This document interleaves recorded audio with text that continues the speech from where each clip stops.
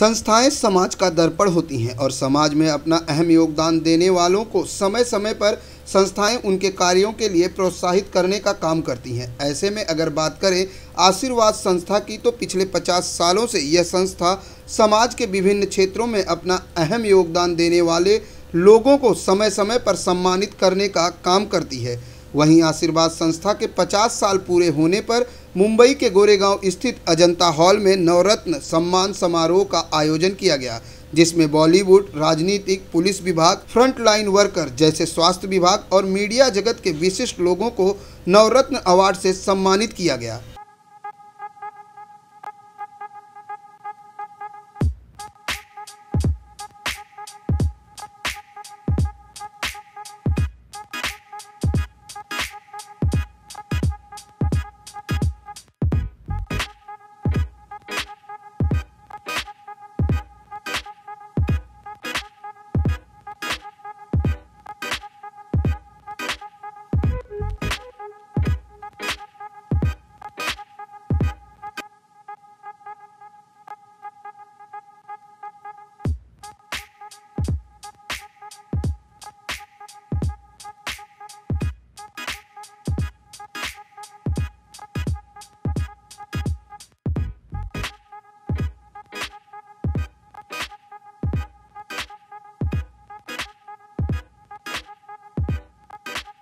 साथ ही संस्था के 50 साल पूरे होने पर हास्य कवि सम्मेलन का भी आयोजन किया गया, जिसमें मशहूर कवि महेश दुबे समेत कॉमेडी के लाल सुनील पाल जैसे तमाम बड़े कवि और हास्य कलाकारों ने अपनी उपस्थिति दर्ज कराई।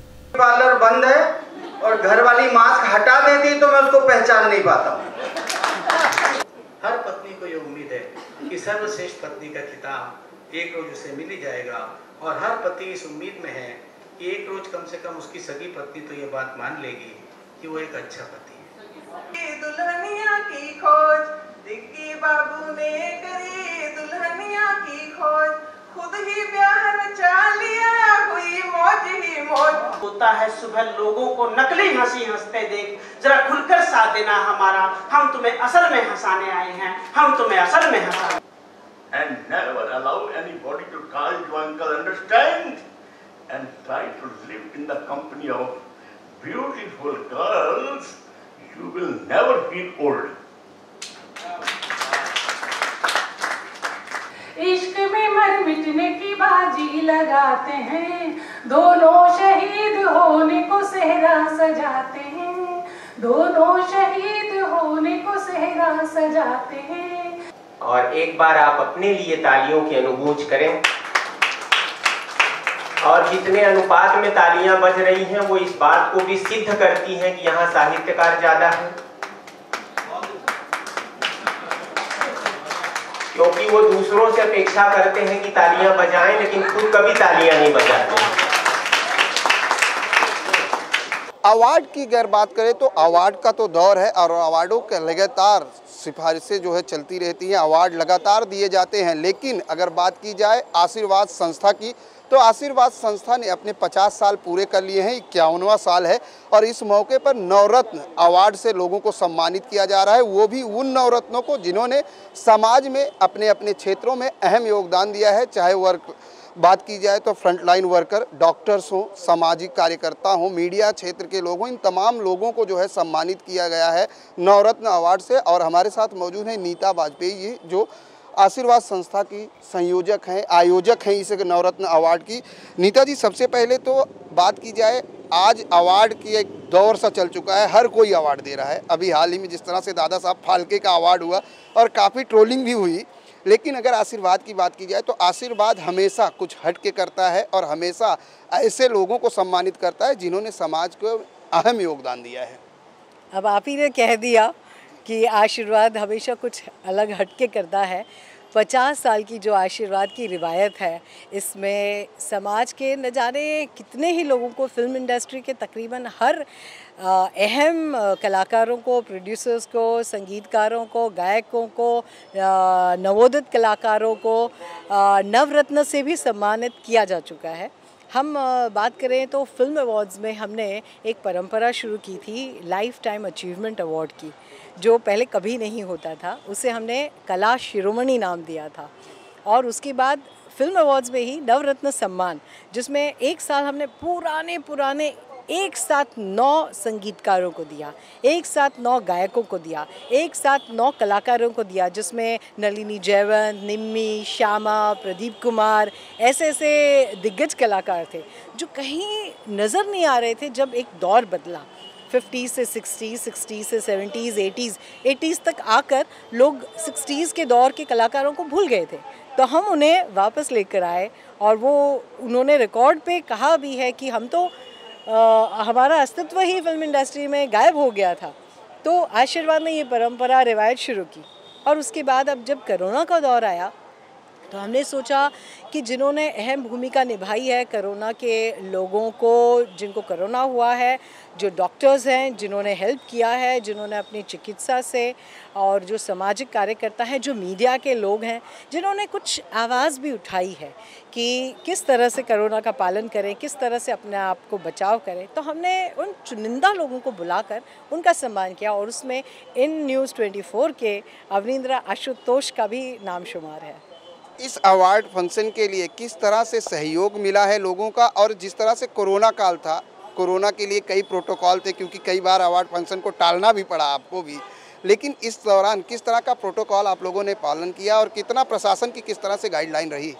देखिए, जब हमने पहली बार मार्च में डिसाइड किया था तो उसके 2 दिन पहले ही गाइडलाइन आ गई थी कि आप सोशल फंक्शन नहीं कर सकते। तो हमने कहा कोई बात नहीं। आशीर्वाद ने निरंतर, एक बार नहीं, निरंतर 50 साल से कभी भी ऐसा हुआ नहीं कि हमने कोई कार्यक्रम नहीं किया हो। तो इस बार भी हमने कहा कि थोड़ा सा गाइडलाइंस को मद्देनज़र रखते हुए हम थोड़ा कुछ समय बात करेंगे। तो हम जैसे ही हमारे मेहमान आए, सबको सैनिटाइज़ किया गया, दूर दराज सबने मास्क पहना। आपके कैमरे पर तो आ भी गए होंगे कि लोग बिना मास्क उतारे, अभी खाने पीने के टाइम पे ही मास्क उतारेंगे, वरना नहीं उतारेंगे। तो गाइडलाइंस को मद्देनज़र, क्योंकि हम प्रशासन की महकमे की अगर हम मदद नहीं करेंगे तो हमें कोरोना तो होगा ही, और 3rd वेव को आने से कोई नहीं रोक सकता। इसलिए मैं आपके न्यूज़ चैनल के माध्यम से ये भी कहना चाहूँगी सभी वर्ग से, चाहे वो अमीर हो, गरीब हो, चाहे कोई भी धर्म का हो, जाइए, जाकर वैक्सीन लीजिए, ताकि कम से कम थोड़ा बहुत बचाव कर सके। आप मरेंगे नहीं।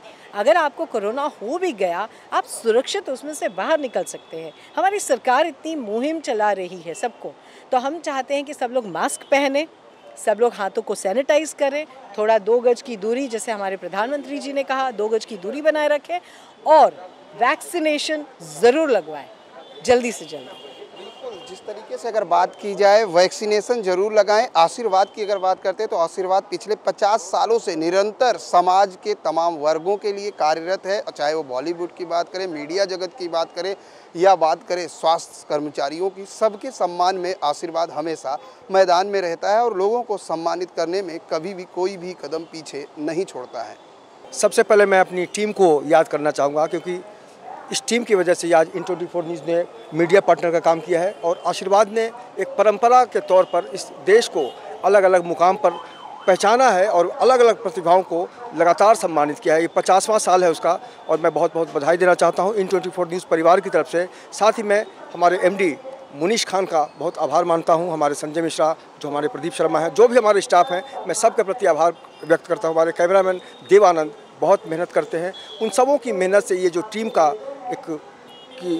टीम की जो तस्वीर सामने आती है, उसी को लोग देखते हैं, सम्मान देते हैं। और इन24 न्यूज़ ने हमेशा आम आदमी की भावनाओं को समझने की कोशिश की है, और यही कारण है कि आज आशीर्वाद का आशीर्वाद मिला है। मैं फिर से एक बार आशीर्वाद को बहुत बहुत बधाई देना चाहूँगा। और इन24 ने जिस तरह से लगातार अलग अलग क्षेत्रों में काम किया है, उसी तरह से आशीर्वाद ने भी अपने सफ़र को जारी रखा है। बहुत बहुत शुक्रिया। ये आशीर्वाद की एक बहुत अच्छी पहल है। 1969 से आशीर्वाद का जो सफ़र शुरू हुआ, ये 51वां साल है, 50 साल पूरे हो गए। और नवरत्न सम्मान के रूप में समाज के विभिन्न वर्गों की विभूतियों को चुन के, और जिन लोगों ने बहुत अच्छा काम किया है उनको सम्मानित करने की, उनका उत्साहवर्धन करने की एक बहुत अच्छी पहल है। इस पहल का मैं अभिनंदन करता हूँ आशीर्वाद की। इससे समाज को प्रेरणा मिलेगी। आशीर्वाद एक ऐसी संस्था है, 51 साल आज पूरे हुए उनके, और डॉक्टर रमाकांत जी जो है इनके संचालक संस्था के, और नीता बाजपेयी जी जो उनकी मम्मी भी अभी उन्हीं के याद में ये प्रोग्राम रखा गया। और हम जैसे लोग जो भी काम कर रहे हैं तो उसमें बुला के सम्मानित किया, इसके लिए आशीर्वाद के हम बहुत बहुत शुक्रगुजार हैं। मैं सुजाता पाटिल एसीपी, आज ये पुरस्कार से मुझे सम्मानित किया गया है। अच्छा लगता है क्योंकि ये कोरोना में जो हम महामारी में चल रहे हैं उस दौरान हमने जो काम किया है और कार्य किया है, जो अभी कार्य की जो कॉग्निजेंस है, जो दखल है वो ली गई है, और अच्छा मतलब बहुत अच्छा ही लग रहा है। और ये मौका जो मुझे मिला है वो जनता ने दिया है। कोरोना में जो लोगों को मदद करने की जो हिम्मत मिली है वो जनता से मुझे मिली है। और ये एक यूनिफॉर्म है कि यूनिफॉर्म पहन के हमको क्या करना है और करते आए हम लोग, और ये इसलिए ये कार्य का जो सम्मान मुझे मिला है, इसलिए मैं संस्था को बहुत सारी मतलब शुभकामना देती हूँ। और बहुत सारी महिलाएं हैं, बहुत सारे लोग काम भी कर रहे हैं, और उसमें से हमको ये मौका जनता ने दिया हुआ है, तो मैं सबको मतलब उनकी संस्था का अभिनंदन भी करती हूँ और संस्था के लिए और काम करूँगी। देखिए, ऐसा है कि एसबीआई हमेशा ऐसी संस्थाओं को का समर्थन करता रहा है, और आशीर्वाद संस्था जो है कई सालों से हमने इनका काम देखा है। बहुत निकटता से हमने इनका कार्य देखा है, और जो निस्वार्थ भाव से जो सेवा ये लोग कर रहे हैं वो वाकई में काबिल तारीफ़ है। और जिस तरीके से मुंबई में मतलब ऐसे काल में इन्होंने एक ऐसा आयोजन किया, ये काबिल तारीफ़ है। तो निश्चित रूप से भारतीय स्टेट बैंक जो है ऐसी गतिविधियों को हमेशा ऐसी चीज़ों की सराहना करता है, और आगे भी ऐसे कलाकारों को मतलब इस तरीके से प्रोत्साहन करता रहेगा। दरअसल आशीर्वाद संस्था जो है, आप ये कहें कि बहुत वर्षों से हम सभी का नाता रहा है इससे, कवियों का, साहित्यकारों का, बॉलीवुड का। और आशीर्वाद संस्था जो है शुरुआत से ही इस तरह के आयोजनों में सक्रिय रूप से अपनी भूमिका अदा कर रही है, ऐसा कहना चाहिए। और इस तरह के आयोजन जो हैं वो निश्चित रूप से जीवन की आपाधापी में एक सुकून सा महसूस कराते हैं, ऐसा कहना चाहिए। पिछले 1.5-2 वर्षों से ये कोरोना की जो आपाधापी चल रही है, हम लोग जैसे हॉस्पिटल में अपनी ड्यूटीज़ में व्यस्त रहा करते थे। एक आज का ये कार्यक्रम, आज की ये शाम, ऐसा लगा कि हम सब कुछ भूल गए हैं, और लोगों के साथ साथ हम सभी ने भी आनंद लिया। और सभी पदाधिकारियों का बहुत बहुत साधुवाद, और मुझे भी उन्होंने नवरत्न के एक रत्न के रूप में सम्मानित किया, तो मैं उन सभी के प्रति अपना आभार व्यक्त करता हूं। और भविष्य में भी उनका स्नेह हम सभी के प्रति ऐसे ही बना रहे, ये कामना के साथ आप सभी का बहुत बहुत धन्यवाद।